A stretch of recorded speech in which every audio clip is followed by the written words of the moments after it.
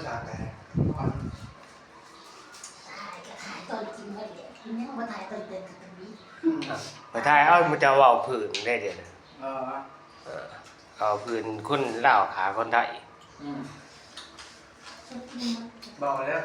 มันดูเตะเขาขาเขาเนาะว่ามันเป็นคนแบบอันนั้นมันคนประสาทคนอันนั้นคนจิตเวชปกติมันสิจับได้อยู่บ่ล่ะเนี่ย cái đại đâu không chắc đại nữa nuôi ba ta khỏi đi จับอยู่ว่าสิครั้งมันน่ะสิอันนั้นบ่เดี๋ยวเอาไปบำบัด ในครั้งนั้นที่กู เขาจับก็ไปบำบัดแต่ว่าในคนเสียจิตคนบ้า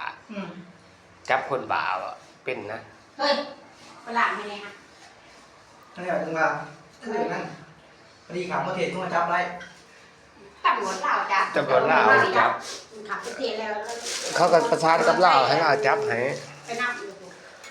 เขาบ่ได้ไปนำนะเขาก็ประสานกับลาวแล้วกฎหมาย เข้า คือ ไฮเวย์ทหารลาวจ้าแล้วไหนก็มาสื่อสารต่อทั้งไทยต่อ แต่ว่าขอตกลงกันได้สิส่งผู้หลายถามแดนบ่หรือบ่ว่าซั่นน่ะ